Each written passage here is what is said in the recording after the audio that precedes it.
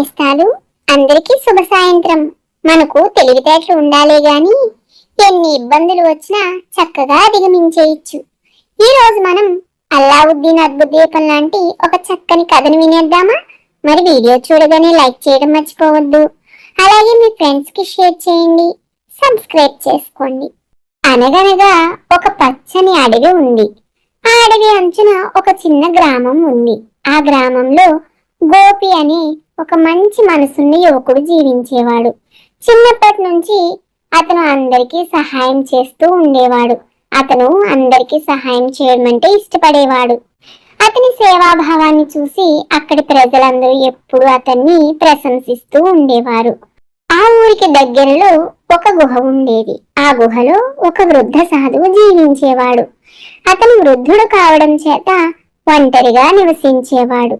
అతనికి గోపి మంచినీళ్లు, ఆహారం అన్నీ అందిస్తూ ఉండేవాడు. ఒకరోజు ఆ వృద్ధ సాధువు గోపిని పిలిచి, గోపి, నీవు నాకు ఎంతో సహాయం చేస్తున్నావు. నీది చాలా మంచి మనసు. అందుకే నేను నీకు ఒక ప్రత్యేకమైన బహుమతిని ఇస్తాను అని చెప్పి ఒక మట్టి కొయ్య దీపాన్ని ఇస్తాడు. ఇది సాధారణమైన దీపం కాదు, దీన్ని రుద్ది చూడు అంటాడు ఆ సాధువు. గోపి ఆ దీపాన్ని తీసుకుని ఇంటికి వెళ్తాడు. ఇంటికి వెళ్ళిన తర్వాత ఆ దీపాన్ని రుద్దుతాడు. వెంటనే భూమ్ అంటూ ఒక భారీ రాక్షసుడు ఆ దీపంలో నుంచి బయటకు వస్తాడు. అతని గొంతు గట్టిగా పిడుగులా గర్జిస్తూ ఉంటుంది. ఆ రాక్షసుడు గోపితో ఇలా అంటాడు, ఓ అబ్బాయి, నేను నీ బానిసను. వెంటనే నాకు ఏదైనా పని చెప్పు, లేకపోతే ఈ చుట్టూ ఉన్నవన్నీ తినేస్తాను అంటాడు. గోపి వెంటనే భయపడతాడు. కానీ వెంటనే చాలా తెలివిగా చాకచక్యంగా ఆలోచిస్తాడు. ఓ రాక్షసుడా, మా పొలాన్ని దున్ని పంటలు పండించు అని ఆజ్ఞాపిస్తాడు. వెంటనే రాక్షసుడు క్షణాల్లో పొలమంతా దున్ని విత్తనాలు వేసి పంటలు పండించి ధాన్యం కోసి ఆ ధాన్యమంతా ఇంటికి చేరుస్తాడు. ఈ పనంతా చాలా క్షణాల్లోనే తొందరగా చేసేస్తాడు ఆ రాక్షసుడు. మళ్ళీ గోపి దగ్గరకు వచ్చి, ఓ అబ్బాయి, నాకేదైనా పని చెప్పు, లేదంటే ఈ చుట్టుపక్కల ఉన్నవన్నీ తినేస్తాను అంటాడు. గోపి వెంటనే భయపడతాడు. ఏం చేయాలో తోచదు. గోపికి రాక్షసుడికి ఏం పని చెప్పాలో గుర్తురాదు.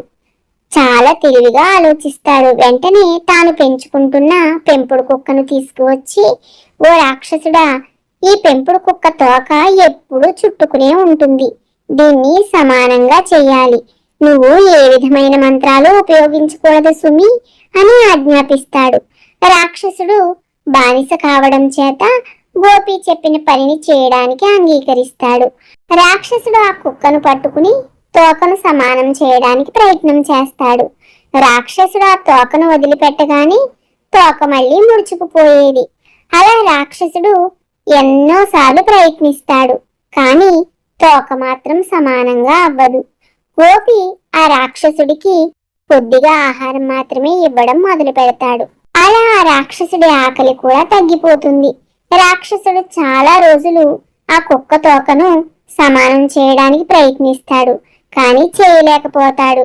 అప్పుడు రాక్షసుడు అలసిపోయి గోపి దగ్గరకు వచ్చి, బాబు, నేను ఏ పనైనా చేయగలను, కానీ ఈ తోకను నేరుగా మాత్రం చేయలేను, నన్ను క్షమించు అంటాడు. గోపి నవ్వుతూ సంతోషంగా ఆ రాక్షసుడిని క్షమిస్తాడు. ఈ రోజు నుంచి నువ్వు ఎవరికి ఏ హాని చేయకూడదని నాకు మాట ఇవ్వాలి అని అడుగుతాడు రాక్షసుడిని గోపి. రాక్షసుడు దానికి ఒప్పుకుంటాడు. అప్పటి నుండి రాక్షసుడు ఎవరికి ఏ హాని చేయకుండా గోపితో స్నేహంగా ఉండి స్నేహితుడిగా మారతాడు. తెలివితేటలు చాకచక్యంతో ఎన్ని ఇబ్బందులైనా అధిగమించవచ్చని ఈ కథ ద్వారా మనకు తెలుస్తోంది. అందుకే కష్టకాలంలో కంగారు పడకుండా తెలివిగా చాకచక్యంగా మన కష్టాన్ని అధిగమించేయాలన్నమాట.